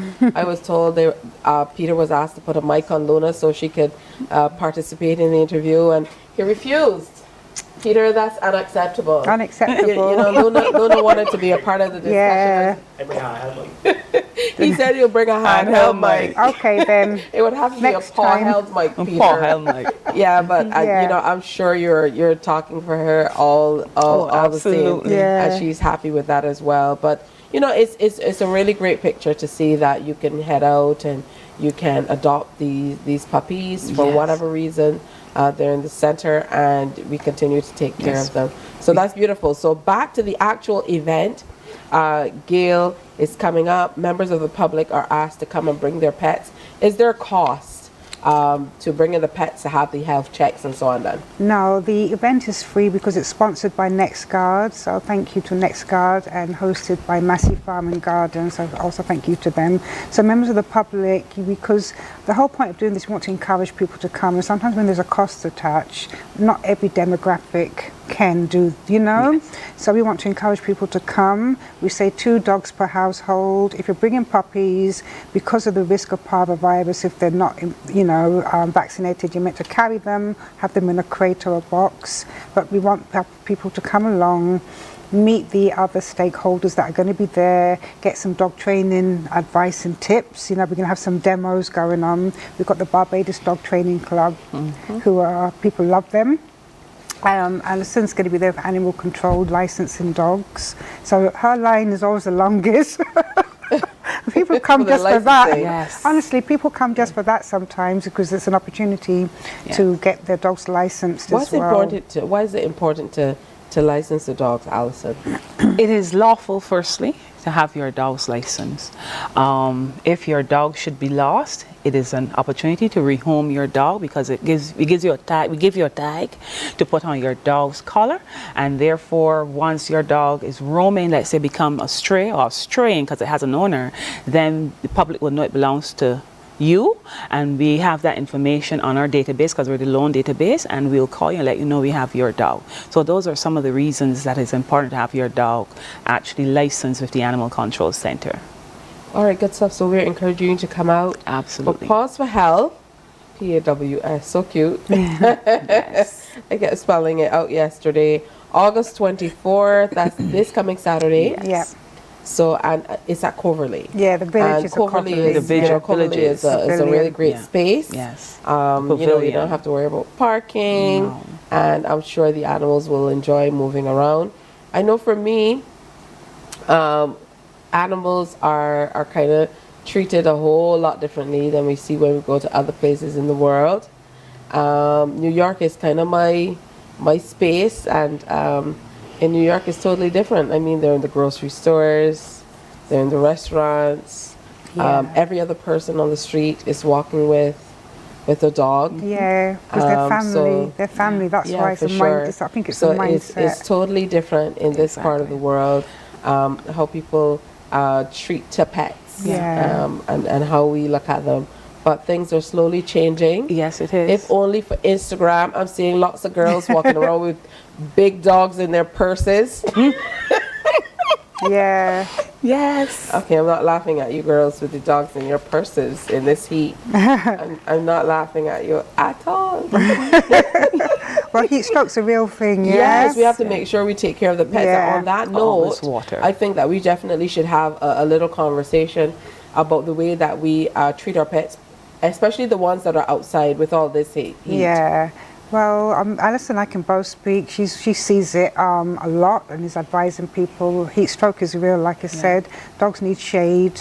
You know, they need water. They need to be walked at the coolest part of the day, which is in the morning or the evenings, you know. Don't leave them in a hot car. If you've got dogs like bully breeds that, you know, pant a lot and overheat a lot, they particularly need extra care to be kept cool. We're going to be putting in special provisions at the event, I believe, to make sure that there's going to be water stations. I think we may have like a hose or a sprinkler to make sure that if dogs do overheat.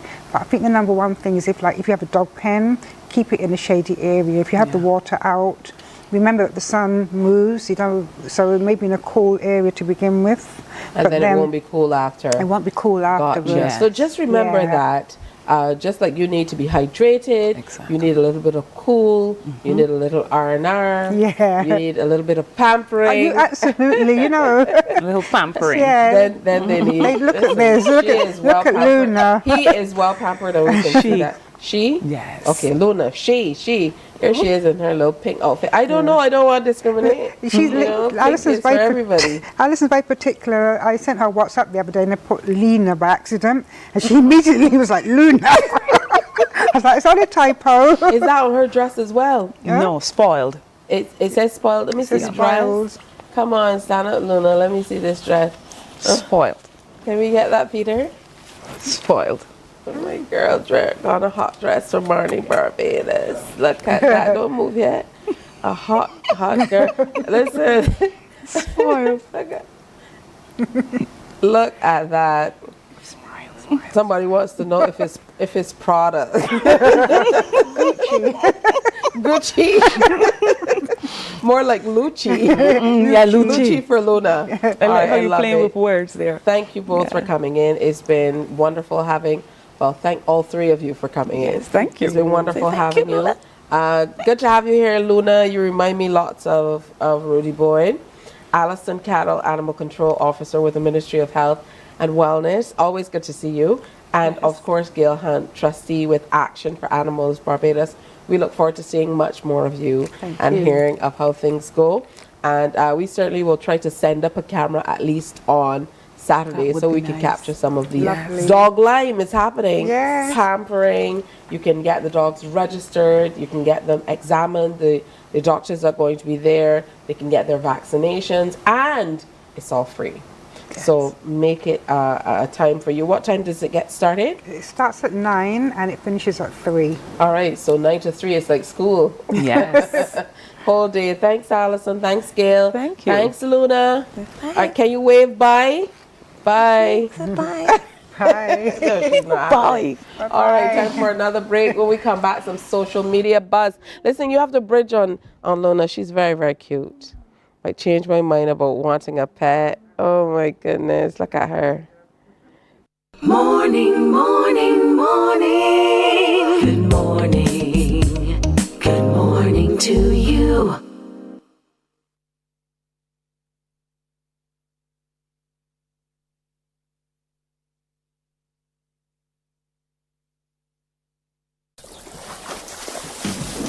From the beautiful shores of the gem of the Caribbean, Barbados, home of the amazing Harrison's Cave, the tantalizing Oystins Bay Garden, our historic garrison, the indigenous road tennis, and the friendliest people in the world. We are 94.7 FM, the ultimate Bajan experience. My friend, you don't plan to get it? Oh, Barbados. Hey, I'm KB Clean. Join me 6 a.m. until 10 a.m. right here at 94.7, the best and ultimate Bajan experience. My show is called Bajan to the Bone. Don't miss it, Bajan to the Bone. Weekdays right here and only here on 94.7.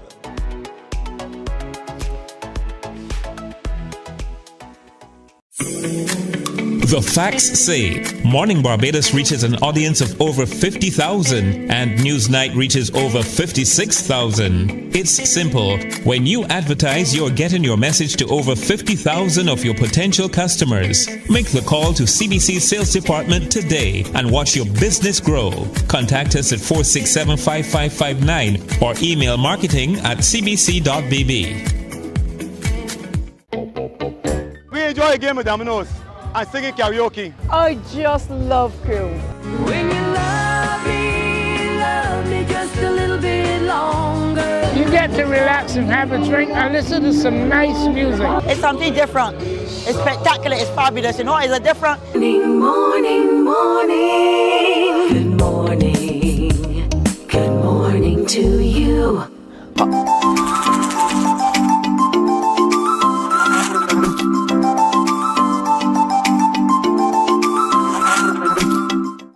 All right, so it's heading up to the 8 o'clock hour now. The BTMI partnered with Lindsay Byers for her On Location Barbados segment on Access Hollywood, and it aired on September 13th, 2023 during the daytime show Access Daily on NBC.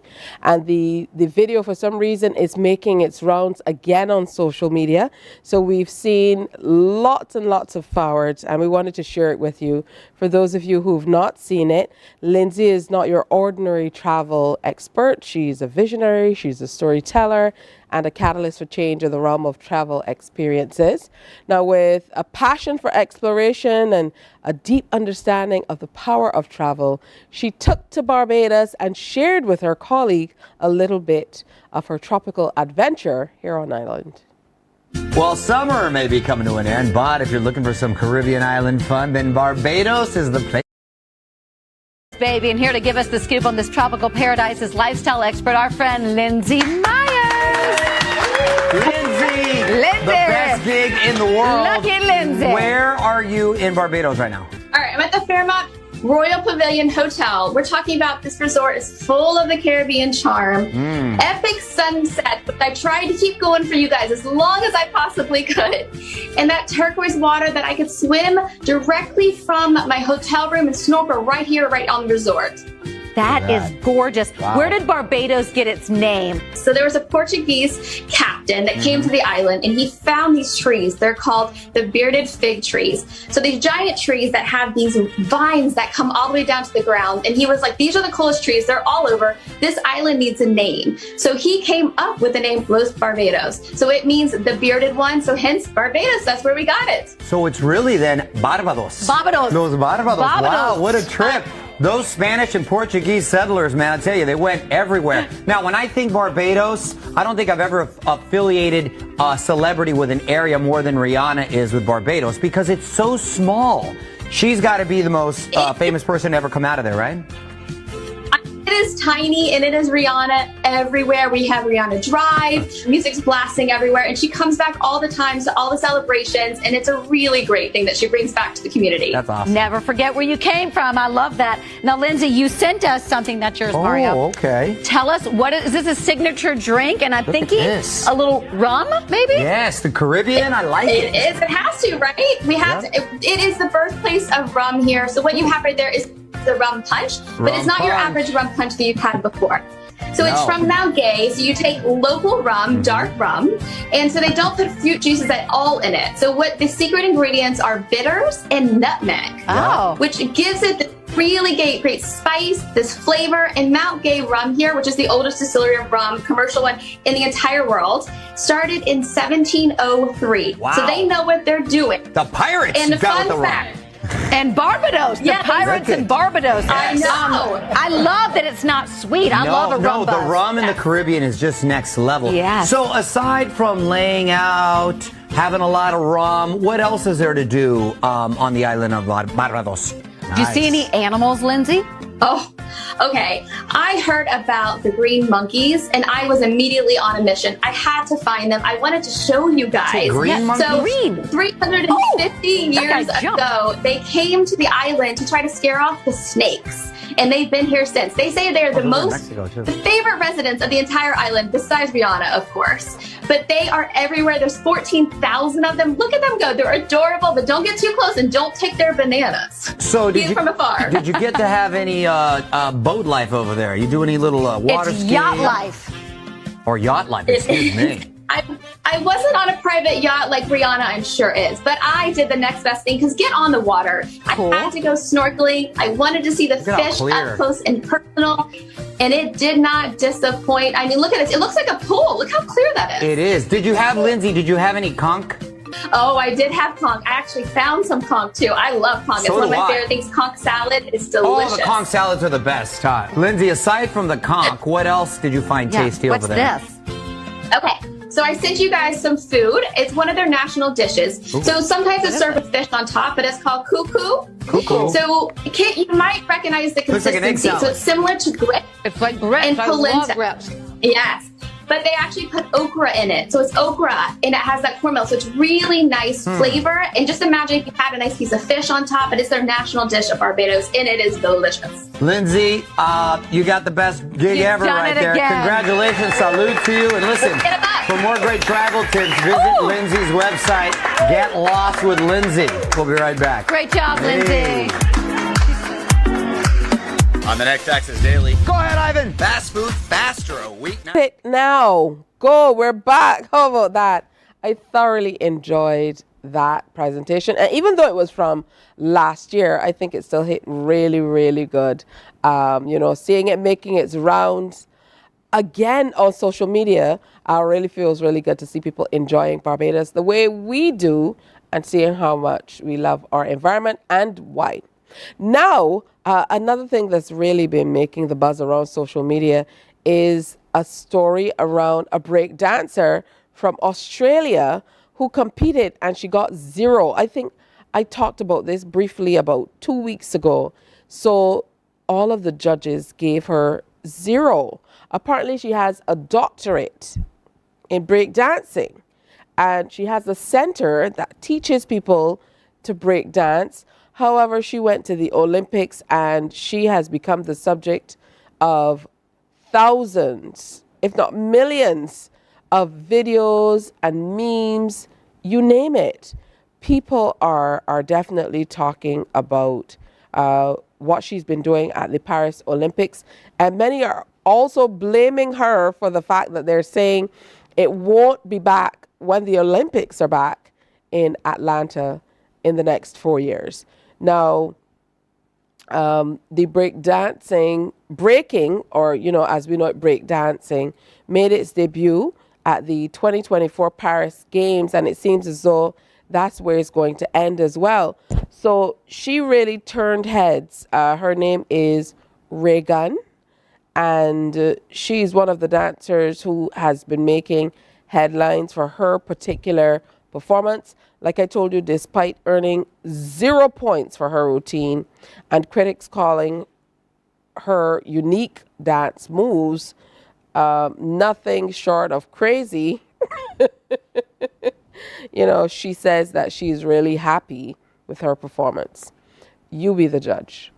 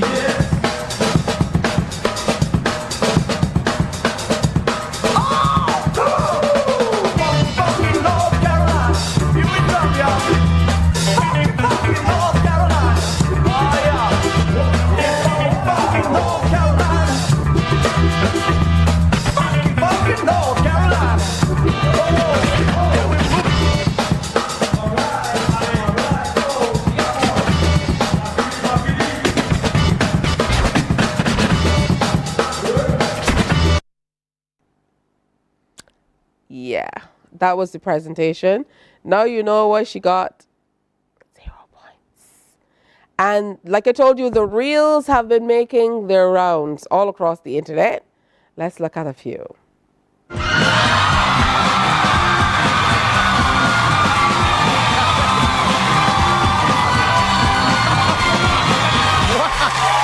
Reagan! This is... Wow, Reagan! Everyone, Reagan! It's Reagan, everybody! Oh, no, yeah, no, Reagan! Thank you for stopping by. I have to ask you this. How are you feeling since your performance? Oh, my God, no. Okay, yeah. I understand. No, very good. Okay, Reagan, okay, Reagan. Thank you, Reagan. Reagan, I see you speak through your dance moves, I understand. Okay, so is there anything else you'd like to tell us? Yeah, that one, yeah. Me? You want me to dance with you? All right, I can do that.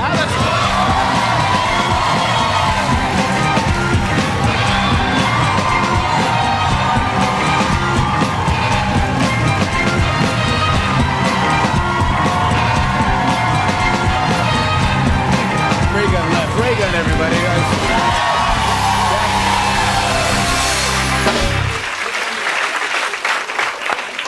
Rachel Dratch, everybody. Rachel Dratch.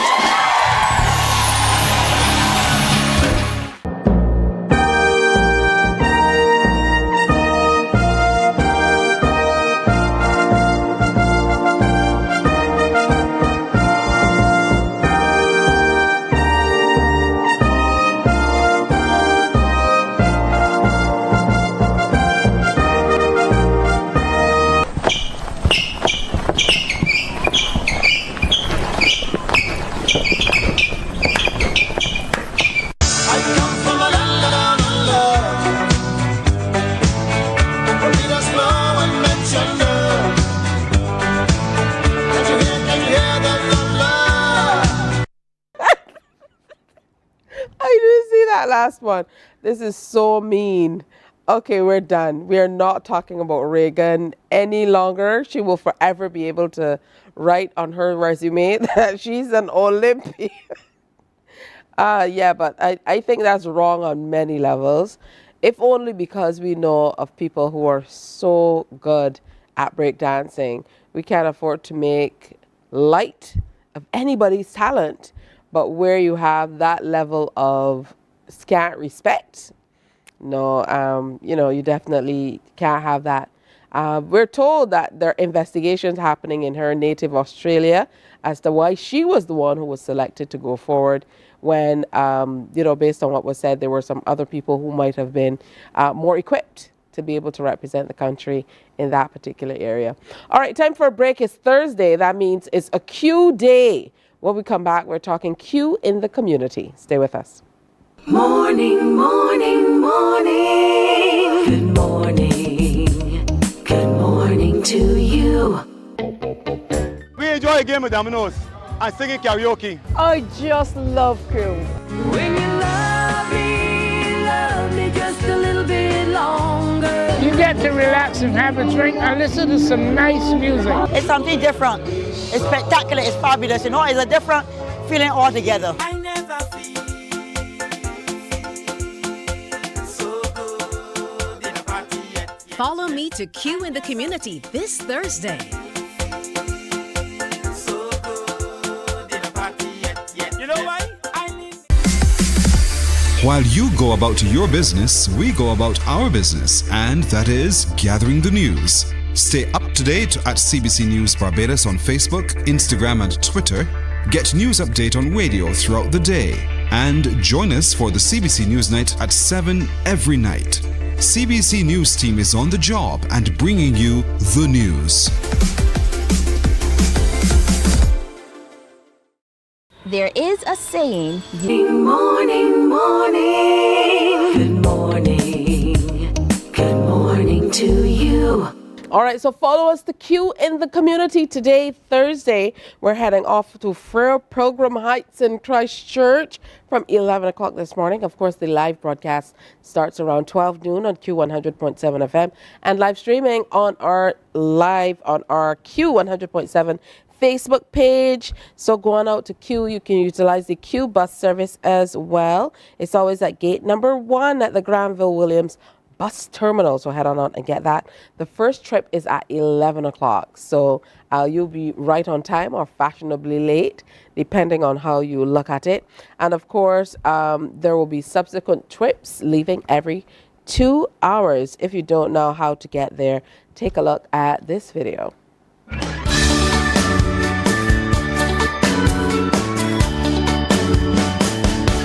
I heard it on the radio, one of those songs, and my mind went back to the time that's gone. I remember the first kiss in my old black car. I wonder what she's doing now, my first love. I am old but strong, and in my heart I am still young. Especially when I hear one of those songs. Especially when I hear one of those songs. We heard Elvis on the jukebox every night and day. She's not you and love me tender. My blue moon turns to gold again. And we saw him in the movies. We were young and free. We sang along in every line. That's the way it used to be. I am old but strong, and in my heart I am still young. Especially when I hear one of those songs. Especially when I hear one of those songs.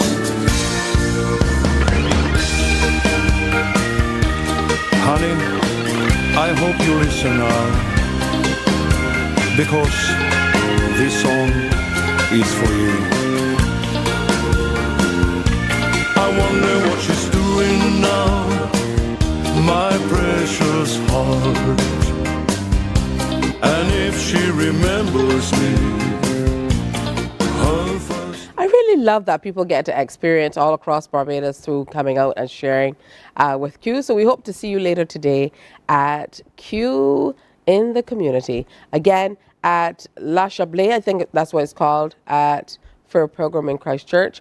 Those directions were horrible. For whoever did the directions, I was lost a few times. La Chalet Gardens. All right, coming up tomorrow, we're going to tell you all about the Prime Minister's Cup football tournament that's starting in a matter of days. $100,000 up for grabs. So Danielle Bino, organizing committee member, is going to be here, as well as Omari Eastman, chairman of the organizing committee, and Shane Archer, who's the project manager. They're going to be here. Plus, we hear more about the Job Start Plus program being put on by the Ministry of Labour, Social Security, and the Third Sector. And the Frank Cullimore Literary Endowment Committee is accepting entries for the annual Frank Cullimore Literary Competition. Yvonne Weeks, chairperson of the Frank Cullimore Literary Endowment Awards, and Aisha Gibson-Gill will be in to share about that, all right? Plus, we have something nice for you in terms of social media buzz as we get you ready for the weekend. So on that note, here's where we say goodbye. We certainly hope you enjoy the show today, and we look forward to having a great time with you tomorrow. Have a good one. Bye-bye.